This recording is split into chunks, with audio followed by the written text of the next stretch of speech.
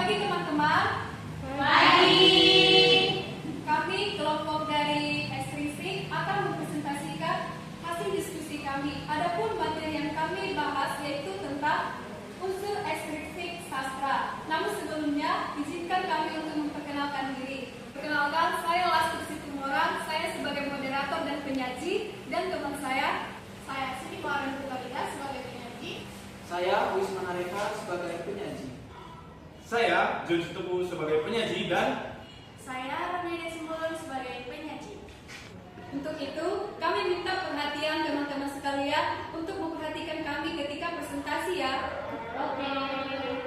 Adapun subtopik yang akan kami bahas yaitu yang pertama unsur sejarah, yang kedua unsur sosial, yang ketiga unsur budaya, dan yang keempat unsur psikologi. Baik, yang pertama akan dijelaskan oleh rekan saya.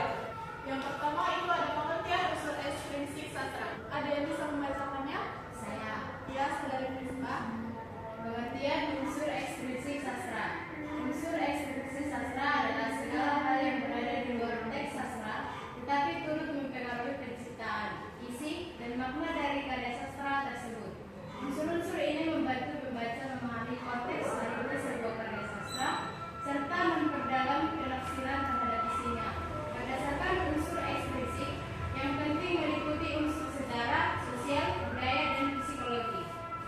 Unsur ekstrinsik itu berasal dari hal-hal luaran cerita, tetapi tetap mempengaruhi kamu sebagai pembaca untuk bisa memahami makna dan juga isi yang terkandung di dalam cerita itu. Sedangkan unsur psikologi menceritakan tentang kehidupan Andren Hirata sebagai penulisnya. Beliau juga sempat merasakan kesulitan dalam mengakses pendidikannya. Dan dari unsur-unsur ekstrinsik ini, kamu sebagai pembaca bisa memaknai dan juga menikmati isi yang terkandung di dalam cerita tersebut. Kemudian akan dijelaskan oleh rekan saya, Mas mereka. Oke, saya lanjutkan. Tadi teman saya sudah menjelaskan tentang pengertian dari unsur ekstrinsik sastra. Nah, di sini saya akan menjelaskan tentang unsur-unsur dalam ekstrinsik sastra. Nah, unsur yang pertama adalah sejarah dalam sastra. Nah, di sini saya bacakan, sejarah berkaitan dengan peristiwa-peristiwa masa lalu yang mempengaruhi atau menjadi latar belakang lahirnya sebuah karya sastra. Nah, artinya di sini sejarah dan juga sastra saling berhubungan. Kenapa dikatakan demikian? Karena banyak sekali karya-karya sastra yang lahir karena peristiwa penting di masa lalu atau biasa disebut sebagai peristiwa sejarah. Nah, saya ambil satu contoh, sebuah novel yang berjudul Bumi Manusia yang ditulis oleh Pramudia Ananda Toer. Beliau menciptakan novel tersebut karena dulu Indonesia pernah dijajah oleh Belanda. Beliau terinspirasi dari peristiwa tersebut sehingga dia bisa menciptakan sebuah novel yang berjudul Bumi Manusia tersebut. Saya lanjutkan, penulis seringkali merefleksikan peristiwa sejarah tertentu dalam karyanya, baik secara langsung maupun simbolik.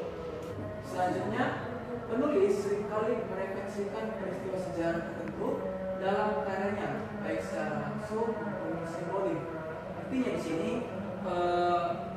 kata merefleksikan di sini artinya mengingatkan kembali kita tentang peristiwa-peristiwa penting di masa lalu tersebut lewat karya-karya sastra seperti novel tadi. Saya lanjut, apa fungsi sejarah dalam sastra? Yang pertama, memberikan latar waktu dan suasana yang khas. Artinya di sini lewat karya sastra penulis bisa menggambarkan bagaimana kondisi sosial pada masa itu, bagaimana budayanya, bagaimana juga masyarakatnya. Dan yang kedua, mengangkat peristiwa penting agar dikenal dan dipahami. Artinya peristiwa sejarah yang dulu pernah terjadi itu diangkat lagi melalui karya sastra. Tujuannya supaya mengingatkan kita untuk di masa sekarang tentang peristiwa-peristiwa di masa lalu tersebut. Saya lanjut, menjadi kritik atau renungan terhadap perjalanan bangsa. Karya sastra juga bisa menjadi media bagi kita untuk menyampaikan kritik dan juga menjadi renungan bagi kita tentang peristiwa-peristiwa di masa lalu. Jadi seperti itulah unsur sejarah dalam karya sastra. Selanjutnya akan dilanjutkan oleh rekan saya. Baik, saya lanjutkan. Saya akan menjelaskan salah satu aspek yang sangat penting dalam kajian sastra, yaitu unsur sosial dalam sastra. saya minta saudara Wando untuk membacakannya. 2. Sosial dalam sastra. Unsur sosial mengacu pada kondisi masyarakat pada saat karya sastra diciptakan, termasuk sistem sosial, hubungan antar kelompok, ketimpangan sosial, dan norma-norma yang berlaku. Jadi, unsur sosial dalam karya sastra ini merupakan hal-hal yang sangat berkaitan dengan kondisi masyarakat. Adapun aspek yang meliputi yang pertama, sistem sosial, hubungan antar kelompok, lalu ketimpangan sosial, seperti contohnya antara yang kaya dengan yang miskin, atau antara pengusaha dengan rakyat kecil. Lalu ada norma-norma yang berlaku dalam masyarakat. Jadi, mengapa unsur sosial ini penting dalam karya sastra? Karena karya sastra lahir bukan dalam ruang kosong, tetapi karya sastra lahir dari hasil pengalaman, pengamatan, dan refleksi pengarang terhadap kehidupan masyarakat di sekitarnya, sehingga bisa melahirkan atau menciptakan sebuah karya sastra dari pengalaman ataupun kondisi masyarakat di sekitar. Kemudian di sini ada fungsi unsur sosial dalam sastra. Yang pertama, mencerminkan realitas sosial masyarakat. Artinya, lewat karya sastra kita bisa melihat gambaran tentang kehidupan ataupun pengalaman dan kondisi masyarakat tertentu atau pada zaman tertentu. Seperti contoh ya, contohnya karya sastra novel yang berjudul Laskar Pelangi, karya Andrea Hirata. Nah, dalam novel itu kita bisa melihat gambaran tentang pendidikan dan juga kondisi masyarakat Belitung pada saat itu. Lalu yang kedua, menjadi kritik terhadap ketimpangan atau ketidakadilan sosial. Nah, karya sastra ini juga digunakan oleh pengarang untuk menyuarakan ketidakadilan di masyarakat. Seperti contoh dalam cerpen yang berjudul Robohnya Surau Kami, karya A.A. Nafis. Dan di mana dalam novel ini pengarang mengkritik masyarakat yang terlalu sibuk dengan akhirat, tetapi mengabaikan persoalan sosial di dunia. Lalu yang ketiga, menyuarakan suara kelompok yang terpinggirkan. Karya sastra juga dapat digunakan sebagai media untuk menyuarakan suara yang tidak terdengar di masyarakat. Misalnya apakah itu tentang perjuangan perempuan, kaum miskin, dan juga tentang kelompok minoritas. Contoh dalam puisi yang berjudul Sajak Seorang Tunanetra karya Sapardi Djoko Damono, di mana puisi ini menyuarakan suara seorang anak yang tunanetra. Seorang anak ini seringkali diabaikan oleh masyarakat, sementara anak ini ingin dikenal dengan kejujuran dan dikenali lewat kerendahan hati, tetapi dia tidak mendapatkannya dari lingkungan masyarakatnya. Nah, di sini Sapardi memberikan kesempatan kepada kelompok minoritas seperti tunanetra itu untuk menyampaikan bagaimana perasaan mereka kepada kalangan masyarakat yang dimana sering diabaikan oleh masyarakat. Sekian penjelasan dari saya, selanjutnya akan dijelaskan oleh rekan saya. Oke, baik, kita dapat lihat ya secara bersama-sama. Poin yang nomor 3 adalah unsur budaya. Unsur budaya ini dapat terkandung dalam sebuah karya sastra, yang dimana dikatakan bahwa kebiasaan itu, nilai-nilai, adat istiadat, bahasa, dan sistem kepercayaan yang hidup dalam masyarakat itu dapat terkandung dalam sebuah karya sastra. Siapa yang menulis, siapa yang mengilustrasikannya adalah penulis. Dari mana dia berasal, dari mana berasal penulis itu, maka dia akan mengidentifikasikan budaya dirinya sendiri ke dalam sebuah karya sastra. Saya ambil salah satu contoh. Kita sebagai orang lokal Sumatera Utara pasti tahu ya cerita atau dongeng Danau Toba. Tahu kan? Nah, apa unsur ekstrinsik budaya yang terkandung dalam dongeng itu? Siapa yang tahu? Angkat tangan. Siapa yang tahu? Budaya Batak Toba, Pak. Oke, budaya Batak Toba, yang dimana kebiasaan masyarakat yang ada di sekitaran Pulau Samosir itu terbiasa dengan menangkap ikan apa? Ikan emas. Maka di dongeng Danau Toba itu diceritakan bahwa ada seorang laki-laki menikah dengan jelmaan dari ikan emas itu sendiri. Maka unsur budaya yang ada dalam dongeng tersebut adalah ikan emas. Karena orang Batak Toba itu identik dengan ikan emas. Dimanapun orang Batak Toba berada pasti ada ikan emas. Mau itu di acara adat kek, acara pernikahannya kek, pasti ada ikan emas kan? Yes. Jadi budaya dalam suatu cerita itu memperkenalkan jati diri mereka, memperkenalkan identitas daerah itu, suku, daerah, budayanya dituangkan ke dalam sastra. Saya ambil satu contoh lagi, syair. Ada yang tahu syair? Syair adalah salah satu karya sastra yang disampaikan secara lisan.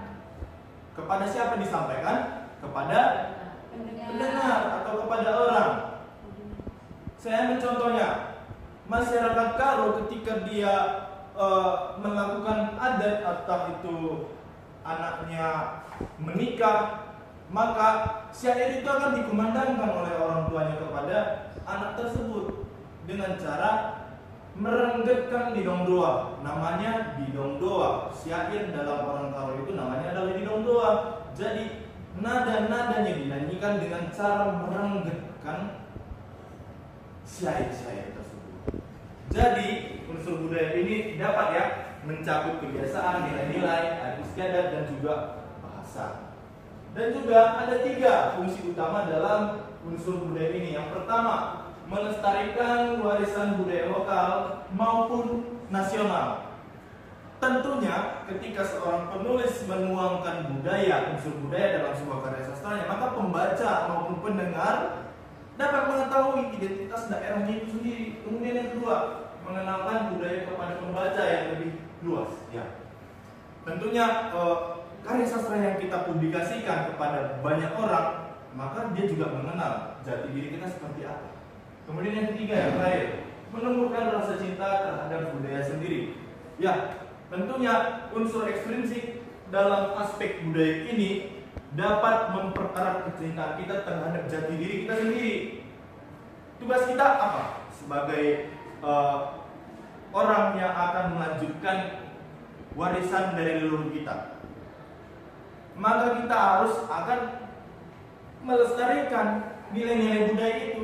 Dengan cara apa? Dengan cara agar nilai-nilai adat itu tidak mati di tangan orang tua kita, tetapi berlanjut di tangan kita sendiri. Oke, itu ya yang masuk ke dalam aspek budaya, dan selanjutnya akan dijelaskan oleh rekan saya.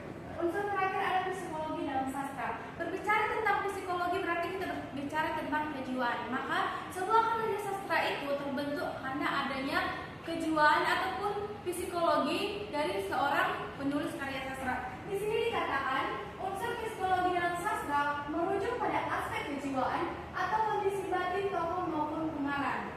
Analisis psikologi sastra bisa meliputi emosi, motivasi, trauma, hingga gangguan mental. Nah, di sini artinya ketika seorang penulis karya sastra mengalami yang namanya trauma atau mengalami kesedihan, nah dia menyampaikan kesedihannya, dia menyampaikan ketraumaannya dia melalui karya sastra. Di sini ada 3 fungsi unsur psikologi dalam karya sastra. 1, memahami konflik batin tokoh secara lebih mendalam. Nah, contoh yang saya ambil sini ada yang namanya Hatiku Selembar Daun karya Sapardi Damono. Bisa nanti teman-teman cari di Google ya. Nah, yang kedua, menggambarkan kompleksitas jiwa manusia. Contohnya saya ambil di novel yang judulnya Trauma. Di mana di sini mengisahkan seorang gadis. Gadis ini adalah seorang penulis cerita. Dia memiliki trauma untuk mengenal laki-laki, tetapi ibunya memaksa dia untuk menikah. Di sini menggambarkan kalau dia mengalami kompleksitas jiwa manusia. Yang terakhir ada menyampaikan pesan moral atau pelajaran hidup melalui pengalaman emosional tokoh. Saya ambil contoh itu cerita Roro Jonggrang.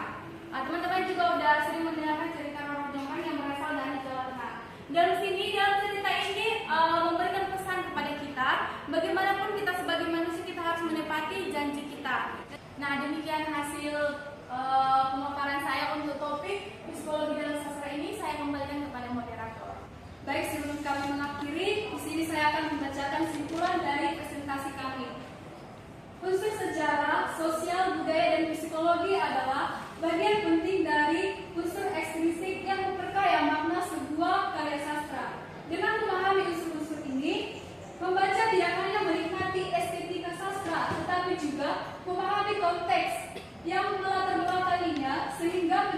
akan menjadi lebih luas dan dalam. Baik, sekianlah penjelasan materi dari kelompok kami. Jika ada pengucapan ataupun tutur kata yang kurang tepat, kami kelompok minta maaf. Sekian dan terima kasih.